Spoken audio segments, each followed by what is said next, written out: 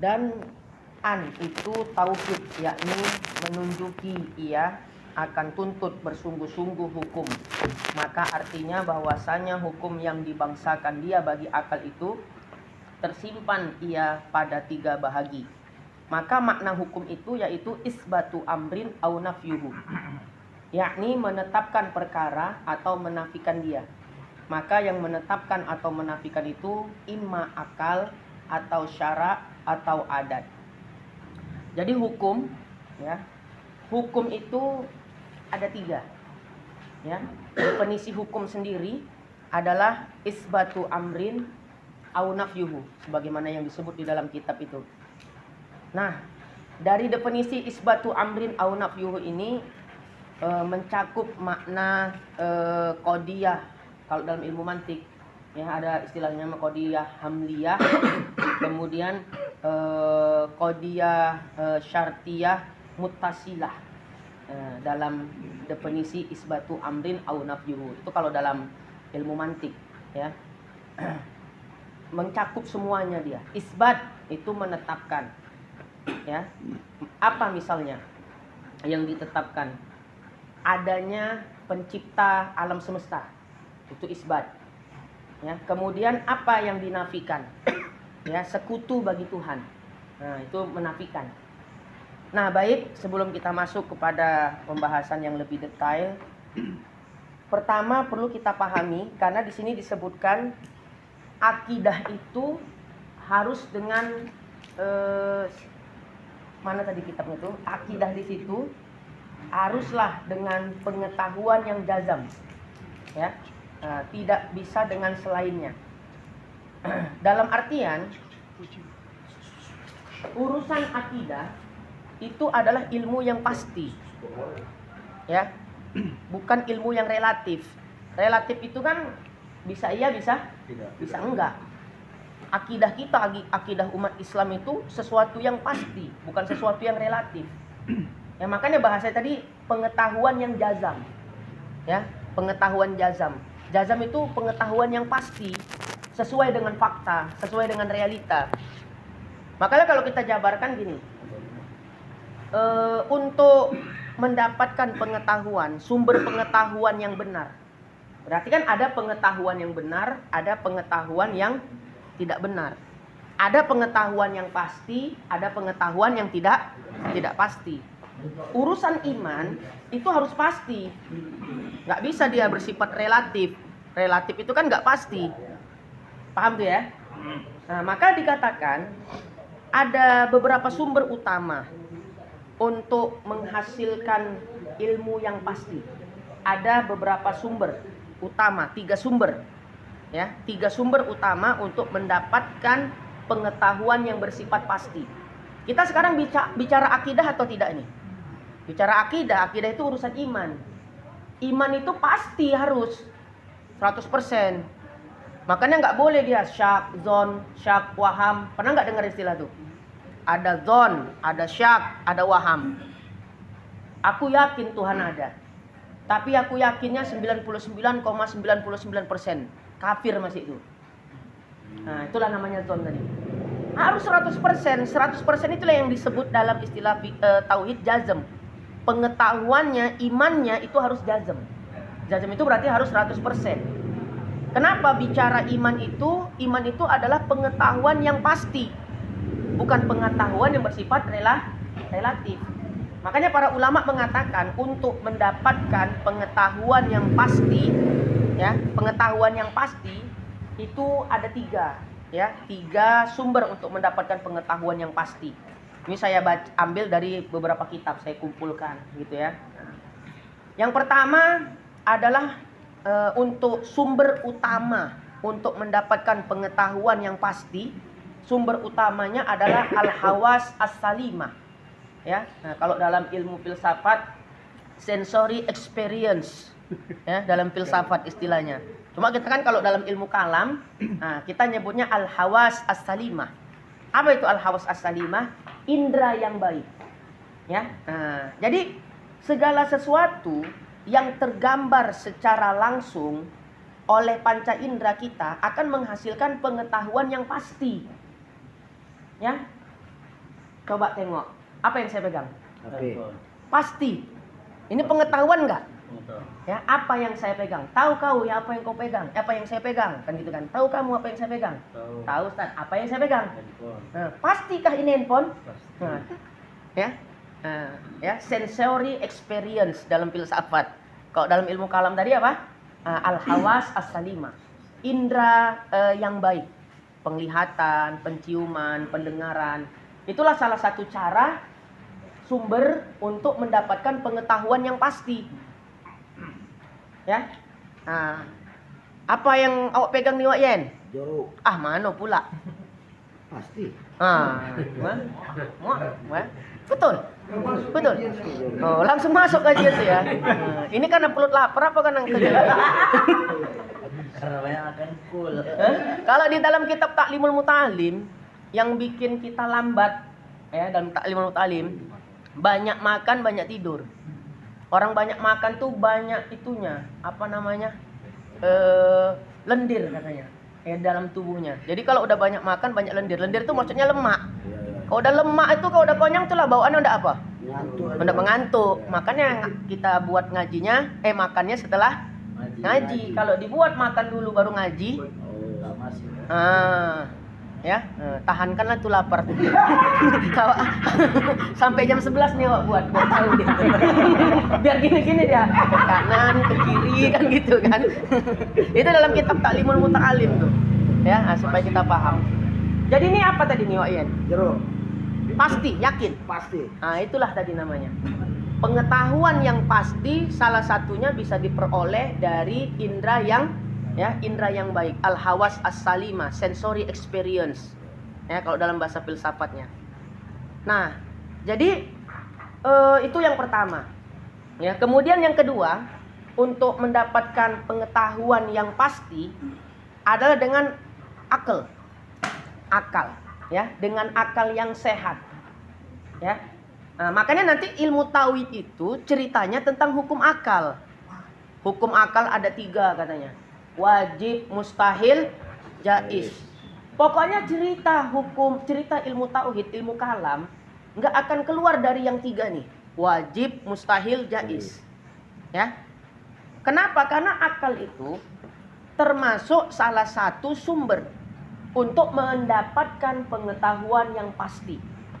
Ya, pengetahuan yang bersifat pasti. Karena tadi poinnya udah dijelaskan di awal. Cerita iman itu nggak bisa relatif. Ya, cerita iman itu sesuatu yang pasti. Untuk mendapat pengetahuan yang pasti tadi, sumbernya yang pertama tadi indra yang baik, ya. Kemudian yang kedua akal, ya. Akal ya yang sehat. Kenapa? Karena melalui penalaran akal yang benar dapat menghasilkan pengetahuan atau ilmu yang pasti. Bahkan ada satu bidang khusus, bidang ilmu tersendiri tentang masalah ini. Ya, yang kita sebut dengan istilah ilmu mantik, ilmu logika. Dengan kita belajar mantik, ya, jangan coba-coba mengakal-ngakali orang yang ahli mantik. Ya, karena kecerdasannya itu kan gitu kan, nalarnya itu tajam. Ya, itulah ilmu logika. Makanya dalam ilmu tauhid yang dibahas itu hukum akal. Kenapa? Karena akal termasuk salah satu sumber untuk mendapatkan pengetahuan yang bersifat pasti. Kenapa harus cari pengetahuan yang bersifat pasti, Ustaz? Ya cerita iman nggak bisa agak-agaknya kan gitu kan. Harus pasti. Ada Tuhan ada. Yakin kau pasti Tuhan ada? Yakin. Kan gitu kan? Yakin aja nggak cukup, harus ada dalil. Apa bukti kalau Tuhan ada? Disitulah nalar akal kita main. Nanti akan masuklah tuh pembahasannya. Ya, makanya dalam pembahasan teologi atau ilmu tauhid atau ilmu kalam, hukum akal menjadi pokok utamanya.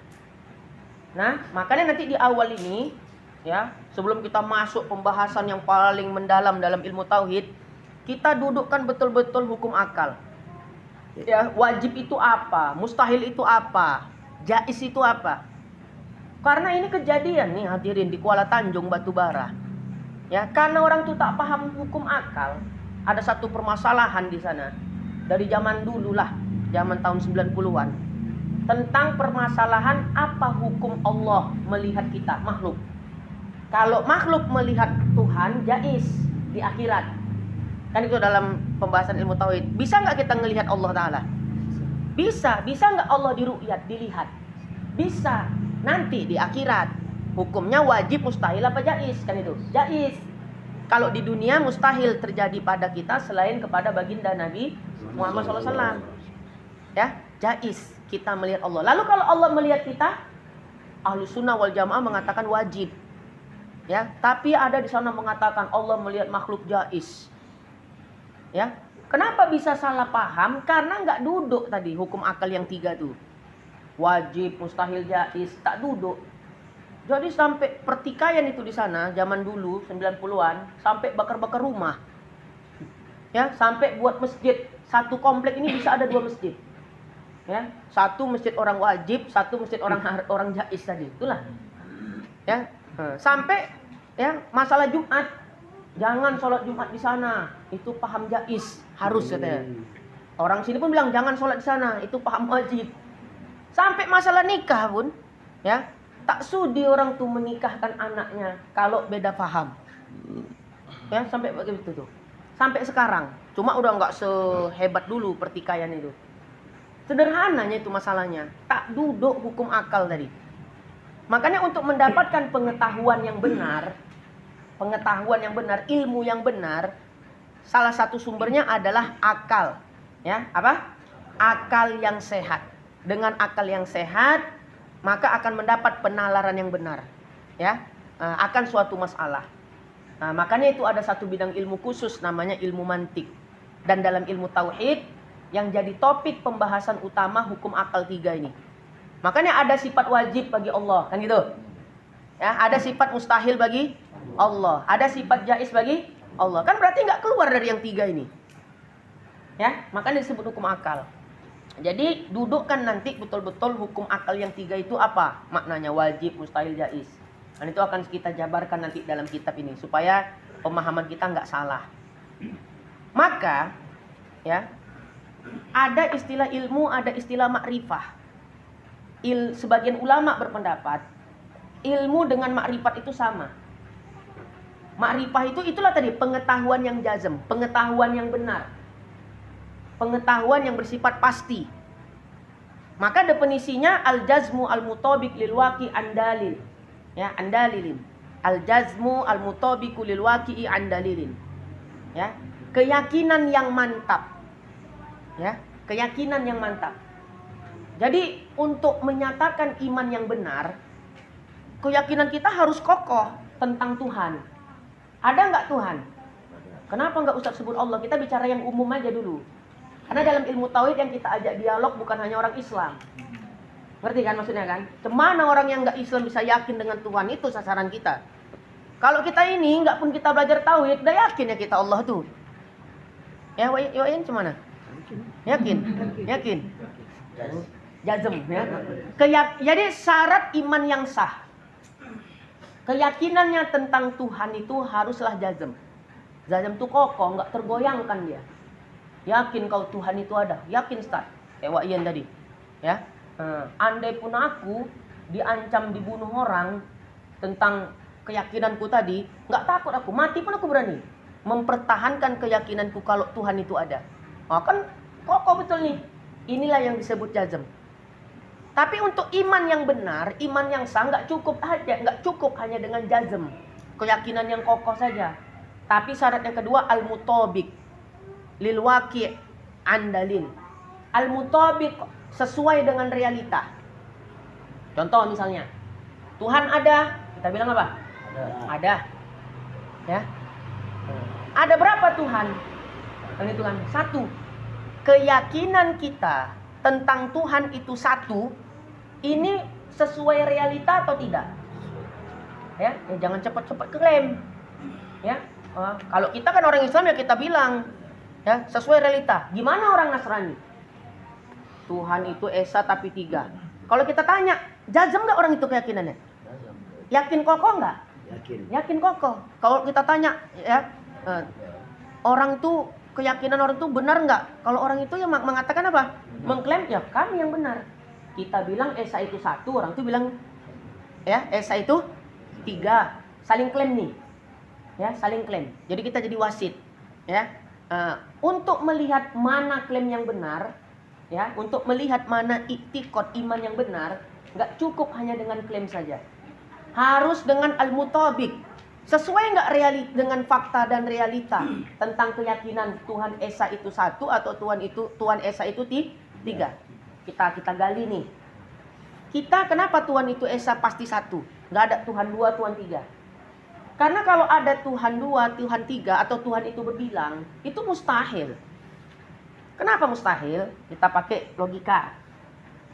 Kalau Tuhan itu dua, saya kasih contoh lah, Tuhan dua, adalah Tuhan langit, ada Tuhan bumi.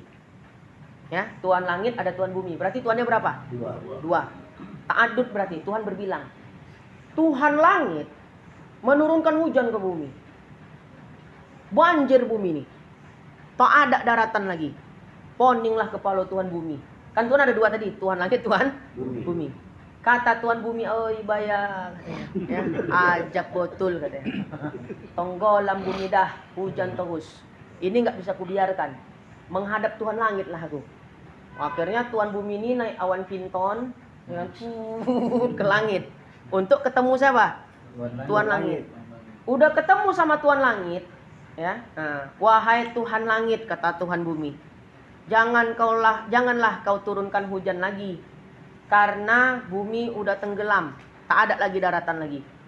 Kata Tuhan langit, suka-suka hati aku lah, aku kan Tuhan, ya kan Tuhan suka-suka hati kan, siapa bisa ngelarang Tuhan? Kata Tuhan langit, suka-suka hati aku lah, kata Tuhan langit, aku kan Tuhan. Tuhan bumi pun bilang, aku juga Tuhan. Ya udah kalau nggak sur main kita. Nah itu kalau Tuhan berdua, kalau itulah akibat kalau Tuhan dua. Oh jangankan 3, 4, 5, 2 aja nggak mungkin.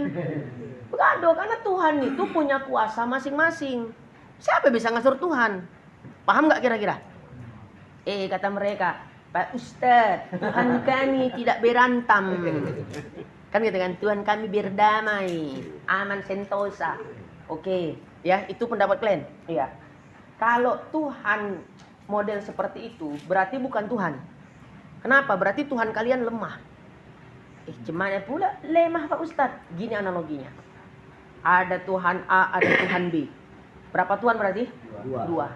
Tuhan A bilang ke Tuhan B, wahai Tuhan B, kita ciptakan bumi yuk. Ya, kata Tuhan B, ayolah. Poning juga kepala kita berdua-dua, tengok-tengokan kita katanya gitu kan.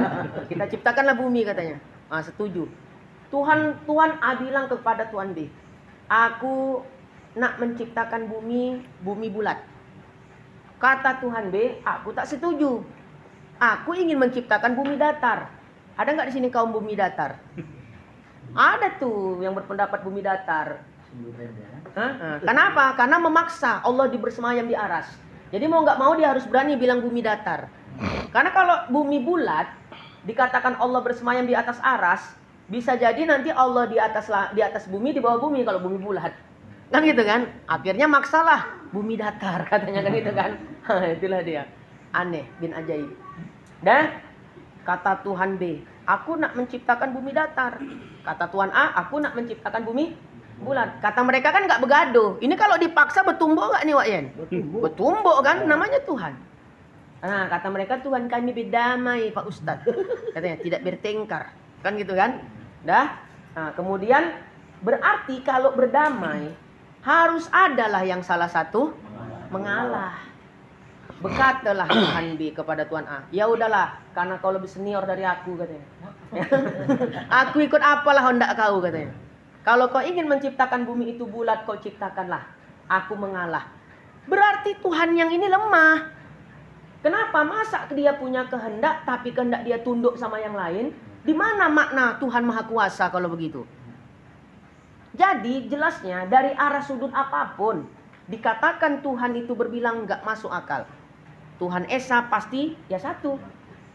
Maka kan tadi kita mengklaim, ya, mengklaim bahwa Tuhan Esa itu satu. Mereka mengklaim Tuhan Esa itu tiga, saling klaim. Lalu kalau kita lihat secara al-mutabik tadi, realita, faktanya, mana yang benar? Yang masuk akal yang mana? Yang satu, itulah disebut pengetahuan yang bersifat pasti, absolut. Adapun dakwaan mereka, klaim mereka, Tuhan itu Esa tapi tiga, itu pengetahuan yang bersifat relatif. Bisa benar, bisa Salah. salah. Makanya dalam ilmu filsafat ada diistilahkan teori korespondensi. Ya, teori apa namanya? Ya, teori korespondensi. The correspondence theory of truths dalam filsafat. Ada betul di Jawa. Ya. Asal perfect. Bahasa Thailand aja kayak mana? Hah? Kapai dulu. Terjemahkan. Pakai bahasa Thailand terjemahannya. Kayak mana, Wayan? Aku kapan? Oh itu, ada ngerti itu mutarjim bahasa Thailand ya. Nah, ini ulama kita dari Patani. Iya, Patani. Ya, Patani Thailand. Coba cemana tadi terjemahnya? Rayu. Cemana tadi terjemahnya? Jangan pantauannya ya. Nah, baik. Apa tadi kaidahnya the correspondence theory of truth. Itu dalam filsafat. Ya, dalam filsafat. Yang artinya secara sederhana ya, dalam sesuatu itu bisa dianggap benar kalau sesuai dengan fakta. Kau boleh mengklaim apa saja, terserah. Tapi klaim kau itu nggak bisa sepenuhnya benar. Ya, untuk membuktikan kebenaran klaimmu itu, buktikan dulu secara fakta, realita. Kau klaim Tuhan Esa tapi 3, masuk akal nggak tuh? Nah, udah kita bahas tadi, nggak mungkin Tuhan berbilang. Ya, nah, jadi seperti paham maksudnya kan? Silahkan kita mengklaim sesuatu, ini benar, ini salah. Gak ada masalah. Tapi untuk membuktikan klaim itu benar atau tidak, lihat mana yang sesuai fakta, yang sesuai realita. Ya, ngotot Wak Yen. Ini apa Wak Yen? Joro. Misalnya, ini salah Wak bilang. Ah. Ya, Wak Yen mengklaim ini salah. Silakan. Yang lain mengklaim ini jeruk. Iya. Masing-masing punya klaim. Paham tuh ya? Untuk membuktikan klaim itu benar atau tidak, Wak Ian merasa benar. Pokoknya ngotot ini jeruk katanya. Ini salah. Ya, ini salah kan, ngotot. Silakan kan. Untuk membuktikan klaim Wak Ian benar atau enggak, ya buktikan aja. Nah, kita buka Masanya misalnya. kalau masam joro. Oh gitu ya. Kalau panis salah. Gitu ya. Nah, jadi ini jeruk. Kan itu jadi harus dibuktikan. Jadi kalau main-main klaim aja bukan pengetahuan yang bersifat absolut, bukan pengetahuan yang bersifat pasti. Buka aja tanggung sekalian ya kan. Ya. Jadi silakan orang tuh mengklaim Tuhan Esa tapi 3. Suka-suka kita suka-suka hati kalian. Cuma dalam teori filsafat ya, itu tadi ada teori korespondensi, the correspondence theory of truth. Ya, sesuatu itu dianggap benar kalau sesuai dengan realita.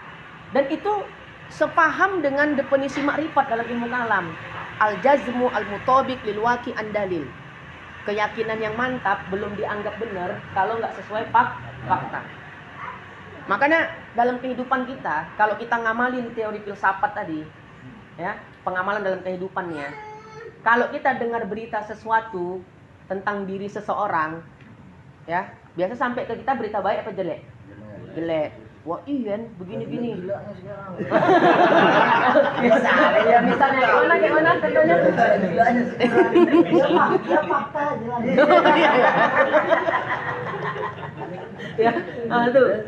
Kan kita dengar cerita tentang diri seseorang. Ya, wah Ian udah ada gila-gilanya sekarang. Kan gitu kan? Nah, kalau kita orang yang bijaksana, kita nggak telan-telan mentah-mentah berita itu. Tabayun dulu, cari tahu dulu, cari faktanya dulu, betul apa enggak? Namanya klaim. Ya. Rupanya itu tadi. Gila ngaji rupanya. Rupanya gila ngaji. Masya Allah. Gila yang orangnya di sini. Udah pengen ngisap kali ya. Itu maksudnya. Ya. Maksudnya itu.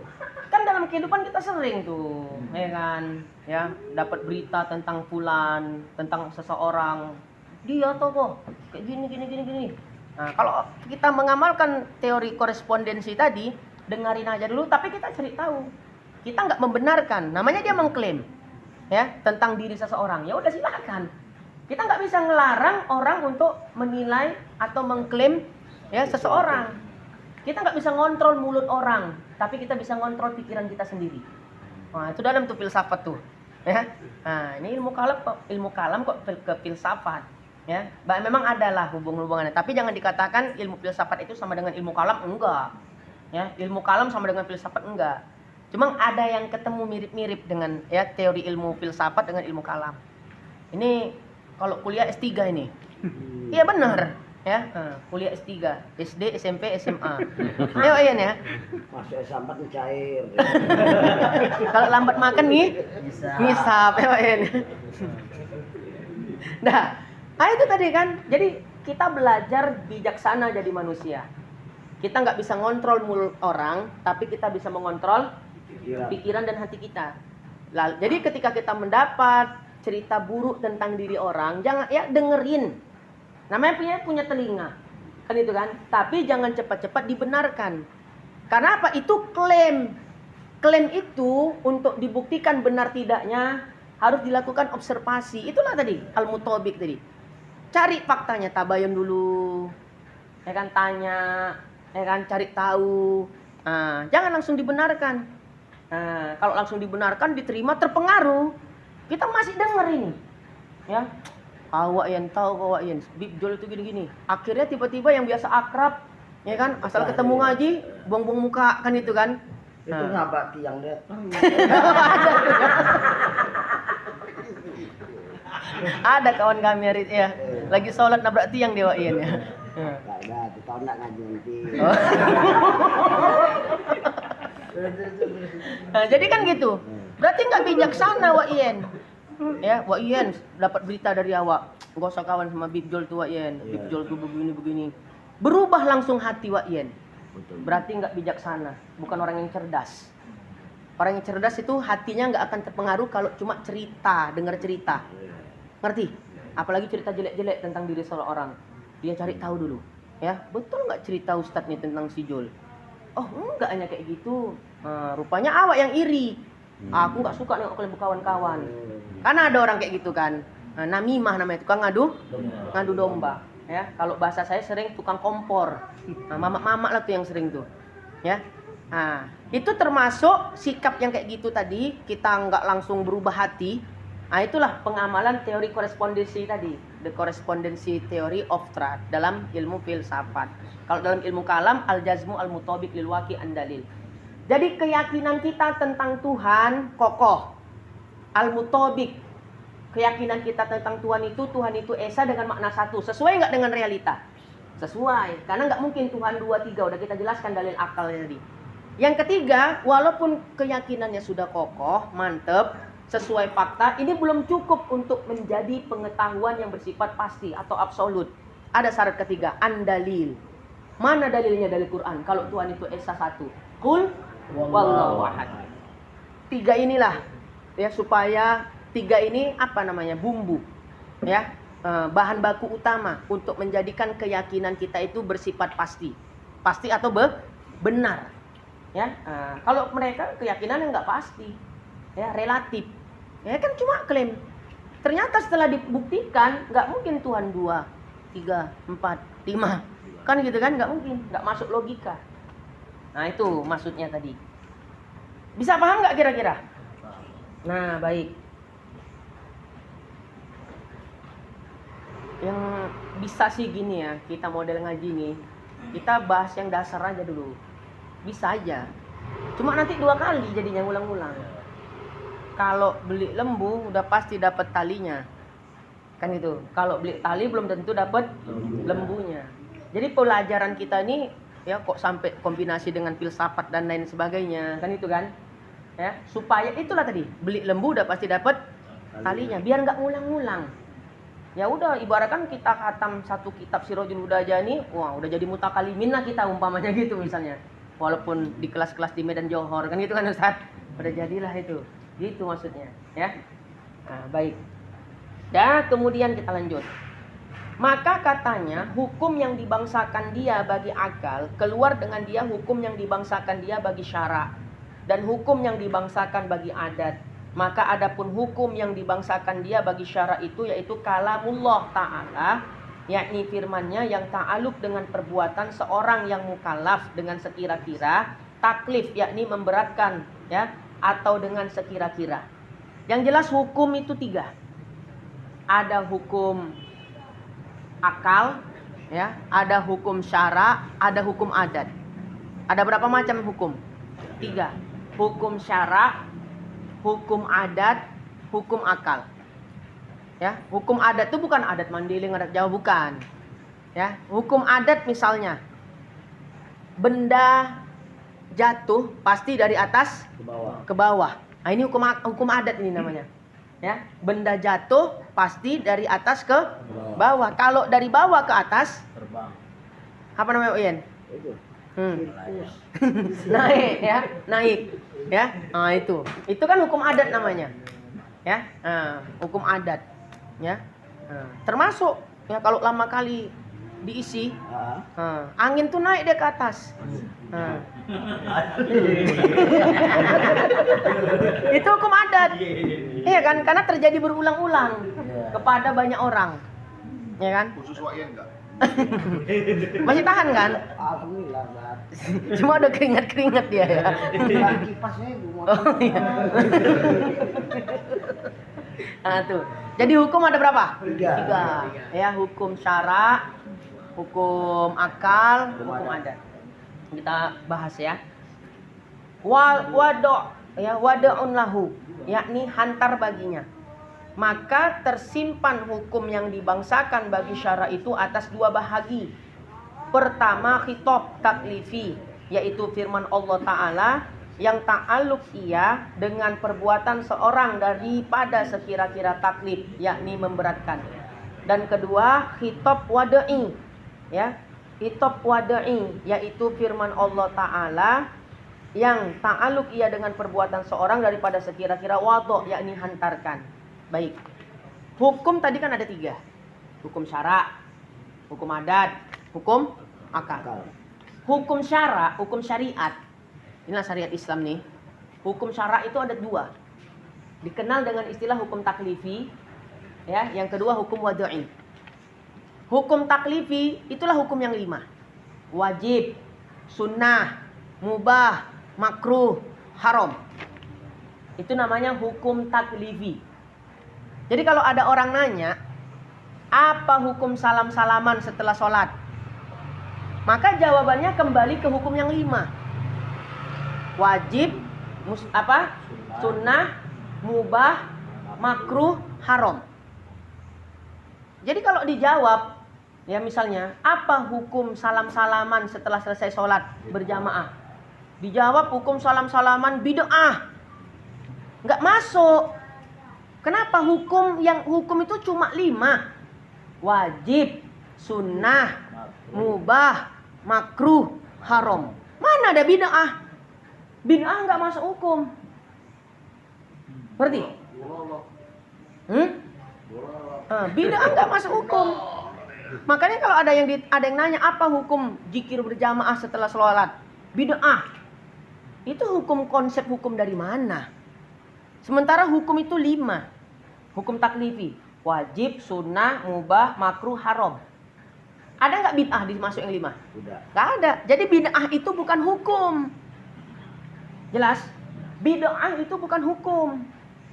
Apa hukum maulid Nabi? Bid'ah. Nggak nyambung. Harusnya kalau ditanya apa hukum, kan hukum ceritanya kan, kembalinya ke hukum taklifi yang 5. Nah, entahkah haram, entahkah makruh, entahkah mubah, entahkah sunnah, entahkah wajib. Ya sekarang gini Ustaz, segala sesuatu yang tidak ada di zaman Rasul, nggak ada contohnya, maka itu bid'ah. Oke gitu ya? Gitu ya? Iya Ustaz, nggak ada yang dicontohkan Nabi itu bid'ah. Kau bayar zakat? Bayar. Pakai apa kau bayar zakat? Pakai beras. Nabi pernah nggak bayar zakat pakai beras? Mana ada? Nah, berarti kau pelaku bid'ah juga. Nah, ngerti maksudnya kan? Kan mereka mendefinisikan bid'ah itu apa? Segala sesuatu yang nggak ada contoh dari Nabi. Segala sesuatu yang nggak ada perintah dari Nabi, maka bid'ah. Setiap bid'ah itu sesat. Setiap kesesatan masuk dalam neraka. Contoh ini banyak hadis Quran Ustaz. Ustaz dalam sehari berapa kali baca Quran? Berapa lembar? Mengulang-ulang gitu misalnya. Anggaplah 10 lembar start. Belakangan Enggak pulang. Ketahuan jadi. aku lah ditanya. Gampang kali orang jalan bilang. Bingung mau jawabnya kan. Bahasa gini dia tadi. Apa? Sambil bercakap. Oh iya, awak mau bilang 10 juz satu hari nanti takutnya Ria, ya kan? hari ya. Ya, oke. Karena habis Quran ada yang ngulang hafalan sehari 1 juz. Ustaz Andi 2 juz, yang lain-lain masing-masing 3 juz. Nah, jadi pertanyaannya, ya saya gini ya, sebelum saya teruskan itu, ada dulu kakak kelas saya kuliah di Unifah, abangan kelas, ya, sur kali dia nengok awak, ya, sur, laki-laki nih, ya kan, bukan perempuan pak ya. Itu ini. Jadi datang deketin saya gitu, ya kan, deketin, mau didoktrinnya awak sama pahamnya kayak dia. Nah, dia paham itu tadi, gitu kan. Cerita masalah bid'ah, nggak ada contoh dari Rasul itu bid'ah, ya. Nah, jadi dia kan itu segala sesuatu nggak ada dari Rasul itu bid'ah katanya. Saya contohkan, ya, abang ke Unipan ini apa nih kereta katanya, kan gitu kan. Nah, itu kan nggak di zaman Rasul, itu sederhana aja bantahannya, ya kan. Itu nggak ada di zaman Rasul. Ya saya bilang, berarti itu bid'ah? Enggak dek katanya. Ya, bid'ah itu ya ada dalam urusan dunia dan ibadah. Kalau dalam dunia katanya bid'ah nggak terbagi-bagi, tapi orang tuh membagi bid'ah. Nah, betul nggak? Satu udah kejebak dia. Kalau pertanyaan awak jebaknya itu, ya. Loh, tapi abang bilang bid'ah itu sesat semua. Ya, Imam Syafi'i membagi bid'ah menjadi 2. Ya, abang bilang, ya. Imam Syafi'i pernah ngomong, kalau ada pendapatku yang bertentangan dengan sunnah, campakkan pendapatku, ambil sunnah. Jadi menurut dia pendapat Imam Syafi'i membagi bid'ah itu menjadi 2, bid'ah yang hasanah, bid'ah dolalah, ya itu adalah kesalahan. Menurut dia, kan itu kan menurut paham mereka, ya membagi-bagi bid'ah itu kesalahan. Intinya bid'ah nggak boleh dibagi. Nah itulah. Walhasil, ya. Saya tanya balik tadi. Abang naik kereta, kemarin naik apa? Naik kereta katanya. Itu kan bid'ah, nggak ada contohnya di zaman Nabi. Kejebak dia. Apa dia bilang? Itu bid'ah dalam dunia, urusan dunia. Yang dilarang itu bid'ah dalam urusan agama. Kalau dalam urusan dunia, kereta, televisi, handphone katanya. Ini nggak masuk bid'ah yang sesat loh. Tapi semalam abang bilang 2 hari nih, beberapa hari didatangi saya terus. Ya, nggak tahu dia, ya kan? Awak tukang telan Wahabi, kan gitu kan? Ya salah orang dia. Dah, hari berikutnya, besoknya tuh datang tadi tuh, ya.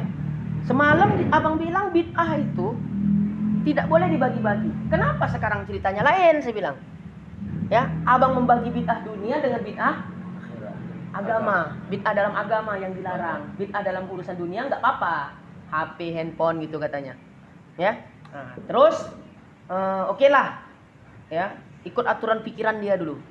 Bid'ah dalam agama yang dilarang, ya. Kalau nggak ada contoh dari Nabi sesat. Bid'ah dalam agama. Nah saya tanya tadi satu pertanyaan. Abang baca Quran tiap hari? Alhamdulillah katanya. Dah. Berapa lembar abang dalam sehari baca Quran? Relatif katanya.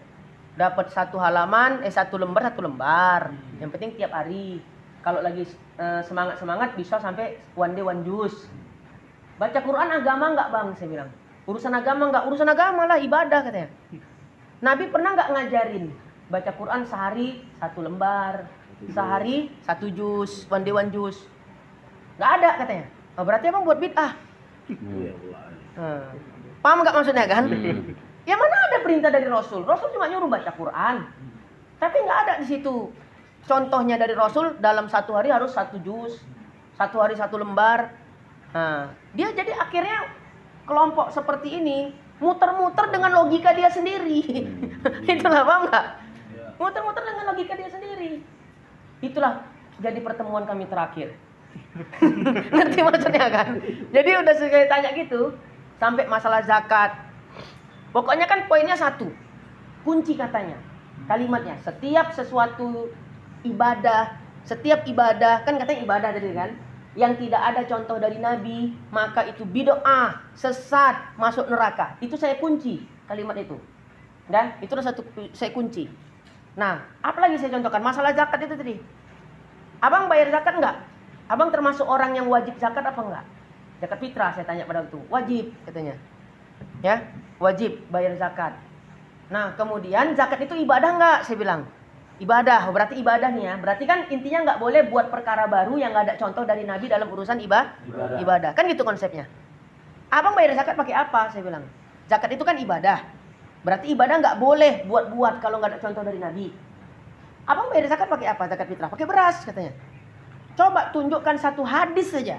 Saya bilang. Satu dalil aja. Nabi bayar zakat pakai beras. Nah. Ada paket kau katanya. Maksudnya nanya di Google. Orang itu kan gitu tuh. Hotspot. Iya. Ini kisah nyata yang saya ceritakan. Kisah nyata. Bisa ada orang sekarang. Enggak tahu lah, tanya Tuan Rizky. Ya. Ada dulu abangan kelas kita itu. Ya, entah siapa namanya pun saya lupa, enggak mau saya ingat-ingat tuh. Ya. Dah. Rupanya setahun lalu ada komen di Facebook saya, udah jadi ustadz kau ya katanya. Lucu juga ya kan di komen, udah jadi ustadz kau ya dek katanya. Iya, makan tuh. Jadi tuh ya. Jadi kan dia terjebak dengan logika dia sendiri. Nggak akan kita temukan Nabi bayar zakat pakai beras. Berarti dia kan membuat perkara baru dalam urusan ibadah. Berarti kan dia melakukan bid'ah kan? Kenapa dia boleh kita enggak? Kalau untung sama dia, enggak apa-apa. Paham maksudnya kan? Makanya belajar usul fikih. Ini mencatut pembahasan usul fikih. Hukum syariat Islam itu, syariat Islam, aku udah disebut hukum syara. Hukum syara itu terbagi dua. Hukum taklifi, hukum wad'i. Hukum taklifi itulah hukum yang 5 tadi. Wajib, sunnah, mubah, makruh, haram. Nggak ada bid'ah. Nomor berapa? Nomor 6 nggak ada. Tunjukkan satu kitab usul fikih aja. Satu kitab aja. Nggak usah banyak-banyak saya minta. Satu kitab aja yang menyebutkan bid'ah masuk ke dalam hukum. Tidak ada satu orang ulama pun dari zaman salaf sampai zaman sekarang memasukkan bid'ah sebagai hukum. Kenapa orang sekarang ketika ditanya apa hukum maulid Nabi? Hukum harusnya kan kembali kepada hukum yang 5. Entah wajib, entah mubah, entah sunnah, entah makruh, entah haram. Tapi jawabannya bukan itu. Maulid Nabi bid'ah. Gak nyambung. Apa hukum zikir berjamaah rame-rame setelah selesai sholat? Bid'ah. Gak nyambung. Jelas ya kira-kira ya? Ya? Itulah dia. Namanya hukum taklifi. Lalu ada hukum wad'i. Ya, hukum wad'i contohnya seperti syarat. Ya, sholat mesti suci dari hadas dan najis. Sholat harus menutup aurat. Itu namanya syarat-syarat sholat. Syarat itu masuknya ke hukum wad'i. Jadi hukum syariat terbagi 2. Hukum taklifi dengan hukum wad'i. Hukum taklifi yang mana? Yang 5. Itu sudah disebut kita tadi ya. Wajib, sunnah, mubah, makruh, haram. Hukum wad'i yang mana? Ada syarat, ada mani'. Mani' itu penghalang. Ya. Wanita yang haid tertegah melaksanakan sholat. Tertegah itu kan bahasa kitab Arab Melayu. Terhalang untuk melakukan sholat. Gugur kewajiban sholat itu. Kenapa bisa gugur? Karena ada mani'. Ya, mani'. Ya, bukan pakai huruf ya. Kalau pakai huruf ya jadi mani'. Gitu kan. Itu dia. Ya mani'. Mani' itu penghalang. Karena wujud penghalangnya. Jadi kalau kita belajar usul fikih, nggak error kayak gitu kita. Ya. Kalau kita belajar usul fikih, karena memang orang ini nggak ada usul fikihnya, langsung istinbat dari Quran, dari hadis. Ya. Langsung istinbat dari Quran, dari hadis. Memangnya siapa kita coba? Ya. Itulah dia. Memang mereka nggak punya teori usul fikih, makanya nggak tahu ditanya hukum taklifi apa. Memang karena nggak ada konsepnya dalam pemahaman mereka. Ya, langsung istinbat ke Al-Quran, langsung istinbat ke hadis Nabi SAW. Nah, sementara ulama-ulama tuh nggak begitu, panjang metodenya untuk mengistimbatkan, menetapkan satu hukum. Ya, lihat ilat, ada dalilnya. Oke, ini dalilnya. Lihat dulu ilatnya. Ya, sebagai contoh misalnya dalam hadis, barang siapa seorang wanita memakai minyak wangi ya dengan niat tujuan untuk mencari perhatian laki-laki ajnabi, laki-laki bukan mahram, maka dia mendapat dosa zina. Ini kalau kita pahami secara hadis gitu aja langsunglah keluar hukum. Perempuan haram pakai minyak wangi. Tapi kalau kita pakai metode usul fikih, ya, coba perhatikan kalimatnya. So, barang siapa wanita yang memakai minyak wangi dengan tujuan, nah itu ilat namanya, untuk mencari perhatian laki-laki ajnabi, maka mendapat dosa zina. Berarti kalau perempuan itu pakai minyak wangi bukan untuk ya menjontik-jontik di depan waien, kan itu kan? Nah, karena untuk menjaga kesegaran tubuh. Jadi kan ada komunitas perempuan, kerja pun di kantor perempuan, kan itu kan? Jadi dia pakai minyak wangi ya supaya nggak bebe, nggak bau badan. Apa masih haram juga? Enggak. Karena tujuan dia pakai minyak wangi bukan cari perhatian laki-laki, tapi untuk menjaga kesegaran tubuh. Nah, itu cara beristimbat hukum. Dah, yang kayak begitu mereka nggak ngerti itu, nggak ada memang konsep usul fikih dalam pemahaman mereka. Makanya taunya mereka apa? Kalau nggak ada contoh dari Nabi, bid'ah, sesat, masuk neraka. Sementara ulama kita mengajarkan, nengok jam juga, keringat kali soalnya aku tengok iya nih, ya kan? Makanya tengok jam juga. Ya.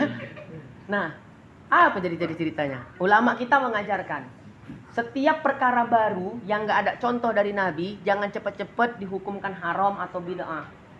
Lihat dulu, contoh kodifikasi Al-Quran. Mana ada di zaman Nabi? Pengumpulan Al-Quran dalam satu mushaf, ya kan? Itu tak ada di zaman Rasul. Al-Quran di zaman Rasul itu masih terpecah-pecah belah di kulit kurma, di kulit binatang, di pelepah kurma. Kan itu kan, di masa khalifahnya itu baru dikodifikasi atau dikumpulkan Al-Quran itu. Nggak ada Nabi memerintahkan. Berarti perkara baru nggak? Perkara baru yang nggak ada contoh dari Nabi. Kan itu, Nabi udah wafat tuh. Karena gini, nanti kalau kita kasih dalil, ya, para sahabat buat bid'ah, buat amalan yang nggak pernah diajarkan Nabi. Contohnya ketika sholat, waktu Nabi iktidal sami Allahu liman hamidah, ada sahabat yang membaca Rabbana walakal hamd, hamdan katsiran thayyiban mubarakan fi. Itu nggak pernah diajari itu doa itu sama Nabi. Tiba-tiba sahabat buat pandai-pandaian di belakang Nabi pula. Nanya Nabi, siapa yang baca itu tadi? Sadar nih sahabat nih tadi. Aku tak pernah diajarkan pandai-pandaian. Takut dia kena marah Nabi. Diam aja dia. Sampai 3 kali itu Nabi nanya, siapa yang baca? Ya, diam juga. Setelah dikatakan oleh Nabi, aku melihat para malaikat berebut membawa kalimat itu tadi kepada Allah. Oh, Nabi nggak marah, kata sahabat dalam hati itu kan?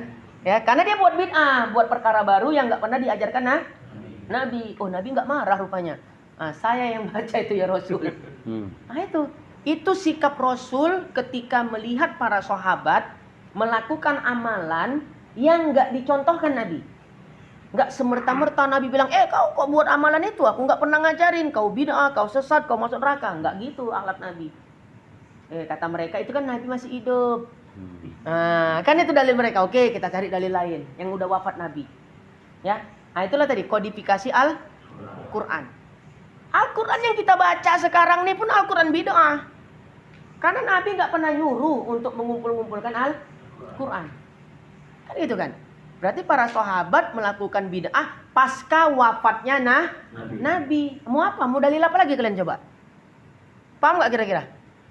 Apalagi contohnya sholat tarawih berjamaah. Itu termasuk juga bid'ah yang dilakukan Sayyidina Umar bin Khattab. Ya, Nabi nggak pernah nyuruh, Nabi nggak memerintahkan, sampai sekarang diamalkan sholat tarawih berjamaah. Nah, berarti Umar bin Khattab buat bid'ah. Masuk neraka Sayyidina Umar. Kalau almarhum guru saya ingat. Kan gitu. Ini kejadian nyata. Waktu saya ngaji di Tembung dengan almarhum Al-Fadhil Ustaz Haji Muhammad Hafiz Yazid, Allah yarham guru saya. Ngaji kitab I'anatul Thalibin pada waktu itu. di sesi-sesi kajian ya, itu waktu itu bahas rukun sholat i'tidal. Kan i'tidal ada 2 kunut. Adalah salah satu jemaah nyeletuk. Ya, Ustadz katanya. Ya kan? Sholat subuh terus-menerus pakai kunut ya, masuk neraka. Ya, enggak gitu bahasanya. Maaf. Ya, nanti jadi fitnah sama dia kan gitu kan. Ustadz, sholat subuh pakai kunut terus-menerus bid'ah. Almarhum tuh orangnya putih. Jadi kalau udah marah nampak merah mukanya. Apa beliau bilang? Jadi Imam Syafi'i masuk neraka, kau masuk surga katanya. Kan udah telak kali itu kan. Itu fatwa Imam Syafi'i. Ya, berarti katanya. Jadi kan gitu kalau beliau ngomong kan. Jadi Imam Syafi'i masuk neraka, kau masuk surga katanya. Awak pun langsung tunduk lah itu marah beliau nih. Ya. Mikir-mikir kalau mengkritik ulama, ilmu seujung kukunya Imam Syafi'i pun tak ada katanya. Kata beliau. Apa terjadi? Tak datang-datang lagi waktu mengaji. Merajuk dia tuh. Biasa rajin. Merajuk dia tuh, bilangnya Itu kan sederhana, logika sederhana ya sebetulnya itu kan. Sebetulnya di kita nih, Ahlussunnah wal Jamaah ya, nggak mempermasalahkan orang mau sholat subuh pakai kunut atau nggak pakai kunut, nggak masalah. Karena mazhab Hanafi Hambali sholat subuh nggak pakai kunut. Cuma janganlah dibilang awak yang pakai kunut bid'ah, sesat, masuk neraka. Itu para ulama wajib menjawab. Kalau enggak banyak orang awam terfitnah. Kan gitu kan? Makanya saya jelaskan. Saya bukan mau memantik permusuhan, enggak. Saya lagi menjelaskan nih bagaimana hukum syariat itu ditegakkan. Bahwa enggak setiap perkara yang enggak ada contohnya itu langsung bid'ah sesat masuk neraka, enggak. Banyak kok bid'ah-bid'ah yang dilakukan oleh para sahabat. Termasuk membukukan kitab-kitab ini. Ini termasuk bid'ah juga, tapi bid'ah yang hukumnya wajib. Sama seperti mengkodifikasi atau mengumpulkan Al-Quran dalam satu mushaf. Itu termasuk bid'ah yang hukumnya wajib. Ya kalau enggak, Wak Iyan pun bingung baca Quran. Kan itu kan dari mana? Bisa, Wak Iyan. Hah? Pilih kali ah. Ambil Quran.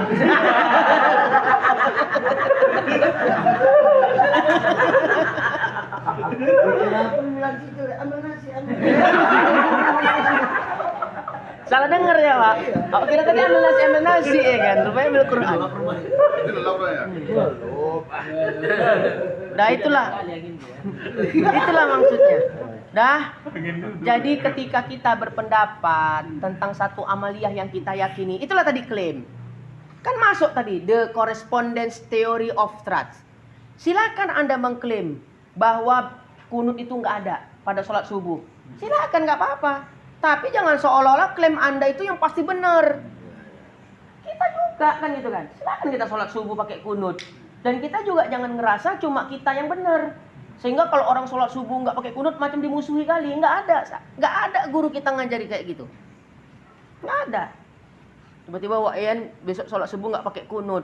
Awak kira udah berubah paham, rupanya memang nggak hafal kunut.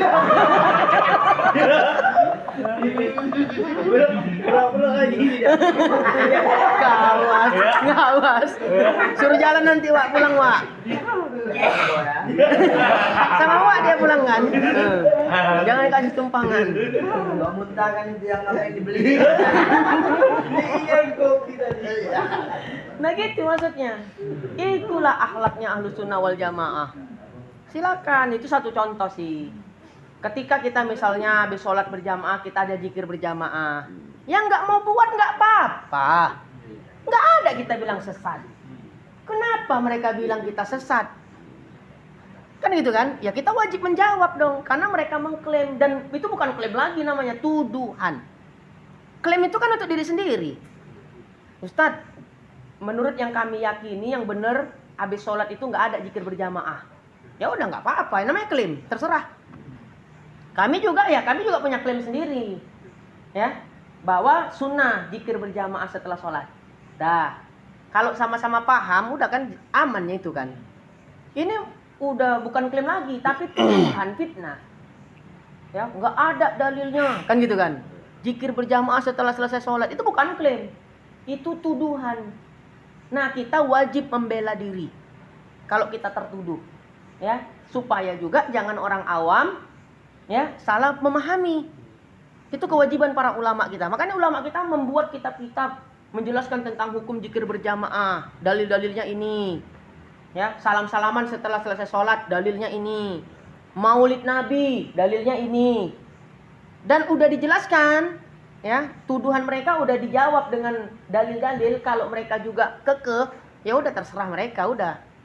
Ya, kan gitu aja sikapnya. Nah, karena sampai hari kiamat memang itu jadi perdebatan.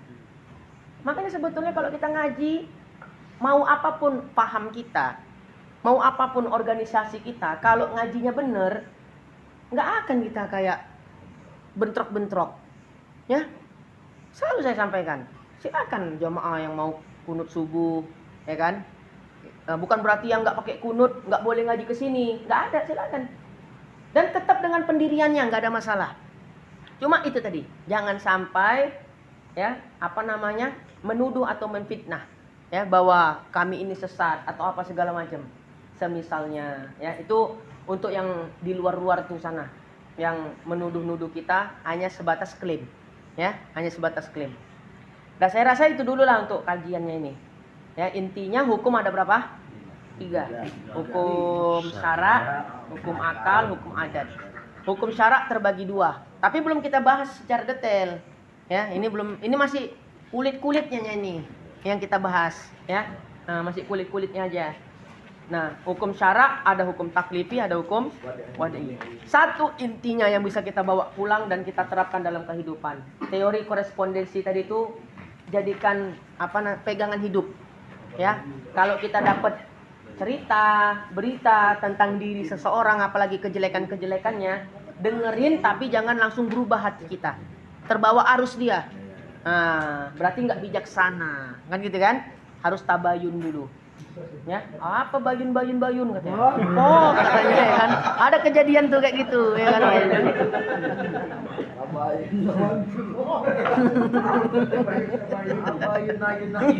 Apa kau bilang? Aku baru taubat ini katanya. Nggak ngerti aku itu apa bayun. Dihantamnya anak tuh kan. Wallahu a'lam bishawab. Saya rasa ini ajalah dulu ya untuk fikihnya. Apa juga?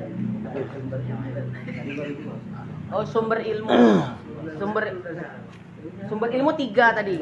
Pertanyaan Ustaz Andi, sumber ilmu kan ada 3, sumber pengetahuan.